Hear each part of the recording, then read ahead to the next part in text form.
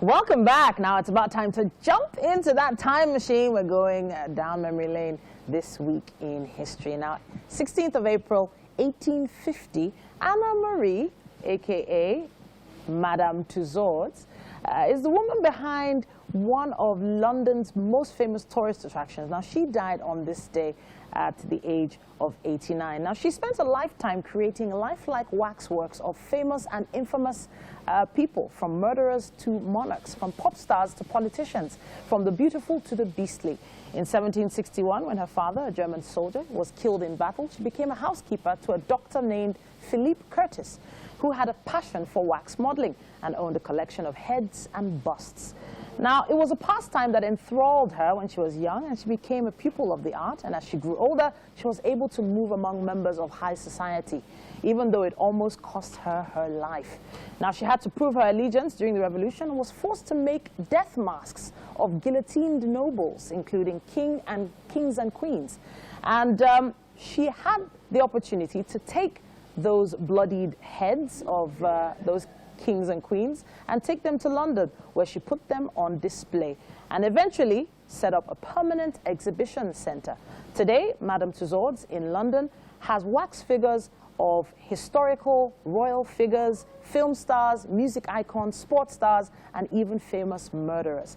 Madame Tussauds has branches all over the world and is now owned by Merlin Entertainment Group, which also runs Legoland and theme parks. Now, the experience of walking through Madame Tussauds is surreal for so many because you could see Beyonce standing right. You could take a picture with Beyonce right there. You could take a picture with P. Diddy or The Rock or, in fact, the Queen. You just never know what you're going to see when you walk through that wax museum. If you're ever abroad, you should visit. Let's go to the next story, shall we? April 10th, 1633.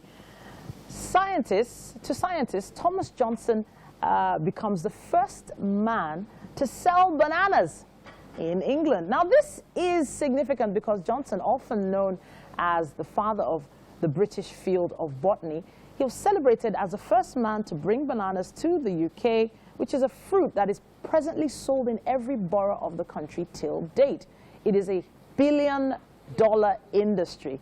According to David Lewis of the Yorkshire Philosophical Society, Johnson was not only an enterprising merchant, but a man who possessed lyrical prose, a quality which he excellently demonstrated when he wrote the description of the fruit. He said each of the fruits was not ripe, being green.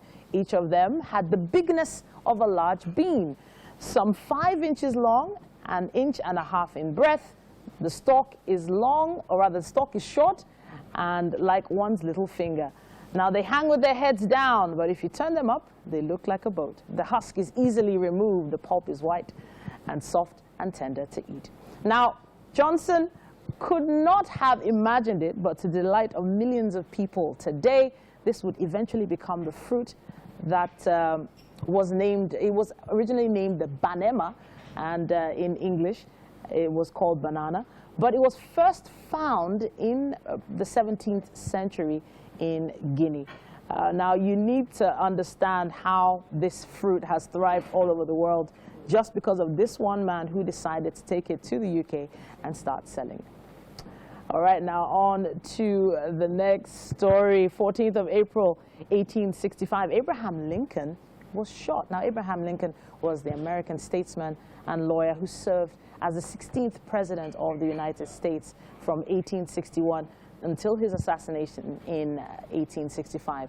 On the evening of April 14th, John Wilkes Booth, a famous actor and Confederate sympathizer, assassinated President Abraham Lincoln at Ford Theater in Washington, D.C. Now, the attack came only 5 days after the Confederate Army surrendered, effectively ending the American Civil War.